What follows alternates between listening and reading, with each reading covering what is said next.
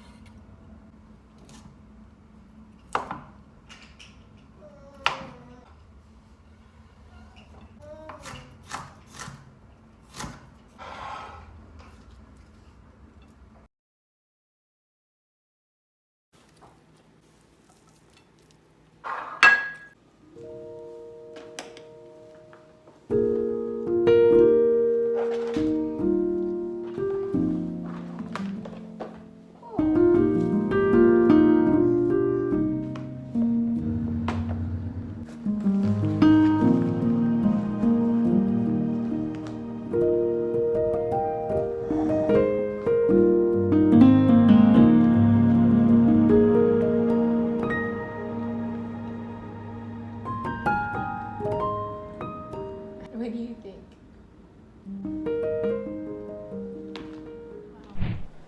This is such a fun background. Okay, let's see if I can do this. I just want to give a 5-month postpartum update as best as I can. My brain, this is one of the things that I'm experiencing postpartum. I'm so scatterbrained. Used to have like a pretty good memory, but now it's like I'm like, oh, I need to do that, and then as soon as I think that thought, it's completely out of my head. So I had a C-section, and I knew I was gonna have a C-section fairly early on in my pregnancy, so I had time to just kind of let that sit in and just process the fact that I'm not having birth the way I imagined I would. But what I actually didn't expect was after the surgery, how I would feel, and it kind of sucked emotionally. Like physically aside, I remember feeling so depressed because all I wanted was to just walk around with my baby and pick up my baby and just, you know, take care of my baby in the way that I imagined, and I couldn't do that because I could barely leave the bed. People had to hand me my child and I would feed him. Like at least for the first 2 weeks, I could not just get out of bed and grab him when he's crying. So yeah, that was emotionally, that was a little hard right from the start. I definitely have the baby blues. That was like a few weeks after. Baby blues, I'll put the definition somewhere here on the screen in case you don't know, but I could notice that my emotions and how I was feeling and how I was reacting to things weren't myself. But then around 2 months postpartum, I started noticing that I was feeling pretty anxious. I don't really consider myself an anxious person. Like thoughts were coming to my head that were just not me. For example, I would hand someone my child, Evan, and they'd be holding him, and in my head I'd be like, this person is gonna hurt my baby.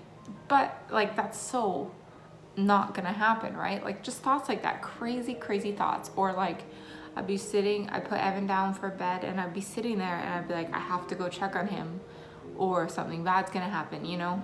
I don't really wanna get into too much about it because I feel like I could go on for hours. In Canada, they make you do a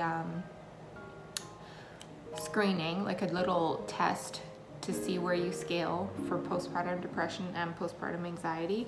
I scored high, so they sat me down and was like, do you need to talk to someone? And I said no. I don't know why I said no. I guess because I just didn't really feel like I needed to talk to anyone. I didn't want to use the resources if I didn't think it was a serious thing. I didn't want to take up people's time. That was at 2 months postpartum, and in between 2 months and 4 months, these anxious thoughts continued. Honestly though, at that point, it felt like a roller coaster. And when I say roller coaster, I mean a serious emotional roller coaster, because I would be feeling great and then I would be feeling so low. And I had nurses calling to check in because I scored high on that test. At one phone conversation, I'd be like, nope, I got this, I'm great, my emotions seem more steady now. And then the next phone call, like a week later, I would be at my lowest point. So it was like a lot of highs and a lot of lows. Or it would be, I would feel great on the weekend because I have my husband available more and or doing things and I'm not alone. As soon as Sunday night would hit, it would just be like downhill. Because it wasn't like a consistent thing, I didn't think I had postpartum anxiety or postpartum depression, but I definitely think that I did, and I may still have it.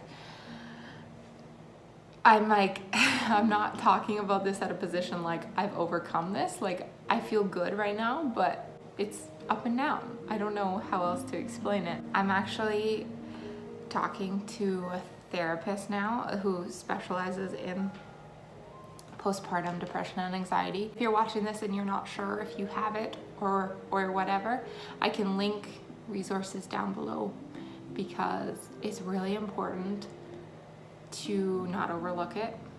I think that a lot of the times people just think it's like their hormones, and totally it is, but there's more to it than that. I think it's best for you and for your baby to look into it and get some help if you need it. How am I doing physically? 5 months postpartum, I'm fully recovered from my C-section.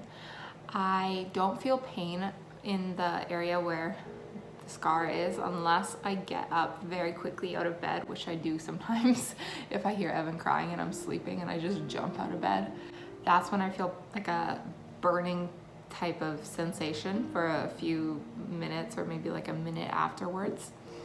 The scar is numb to touch, but it doesn't really bother me that much. I am losing my hair. For the last month anyway, I've noticed like when I run my fingers through my hair or when I look down after I take a shower at the drain, there's a lot of hair loss happening.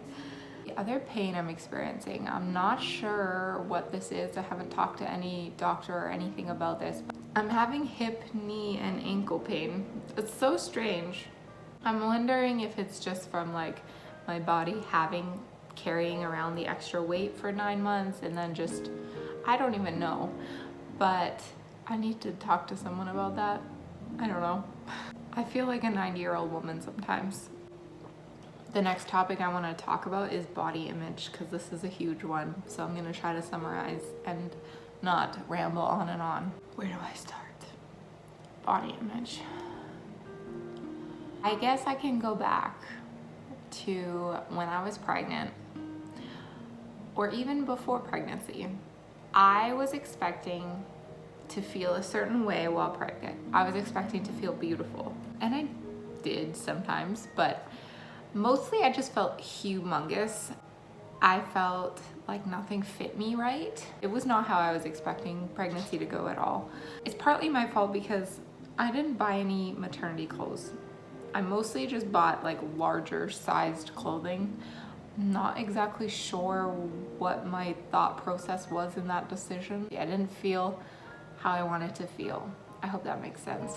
Carrying that into postpartum, actually, I remember I didn't even look in the mirror until the 3rd day after my surgery, because I was like in bed the whole time with the catheter and stuff. Didn't even have to go to the bathroom myself. But once I looked in the mirror, I was like, oh my gosh, like I'm so small, because I was used to this huge bump in front of me, right? But that didn't last long, those feelings. sorry, I'm stuttering.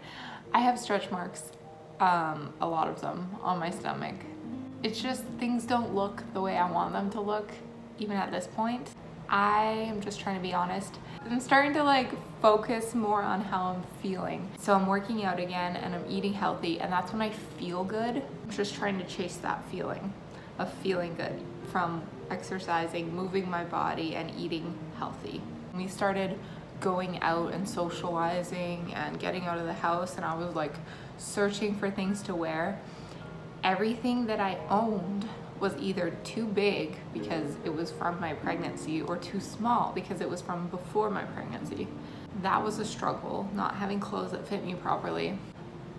I look in the mirror and I'm proud of what my body did, but I'm also not loving the way it looks. And I feel like sometimes there's like this stigma that we have to pretend like we're 100% okay with how we look because we went through something really hard and we grew a human and brought it into this world. I do feel those things. I also feel like my body is just not where I want it to be. To sort of try and summarize everything I just said, 5 months postpartum, I'm feeling good at this point. I'm talking to a counselor about my postpartum anxiety, which just saying that I have postpartum anxiety is actually hard for me to do. I don't know why. So where I'm at, 5 months postpartum, I am talking to someone about my postpartum anxiety. I asked for help, and I'm proud of myself for that because it's really hard to ask for help. I love being a mom more than anything in this world.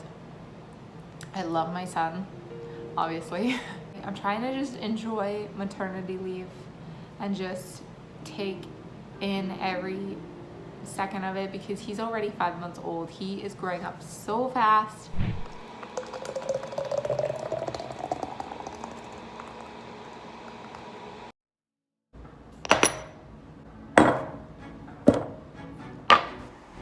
Okay, here's the deal, guys. I feel the need to give a bit of a disclaimer because I am not a chef by any means. I basically just Google a recipe and I just wing it, you know? And I think that's how I do a lot of things in life. So I'm probably doing some things wrong here, but I'm just making a pizza dough, and I can link the recipe down below because I think it's really good and it makes the pizza so much better. I'm gonna give you some slow-mo of my professional skills. But yeah, I usually enjoy making dinner. It's relaxing for me, usually, unless I have a screaming baby. And watch how easy it is. Just kidding. But it would be really nice if it was that easy. In reality, this is what I was listening to. But anyway, I hope you guys enjoyed today's video, and I'll see you next time.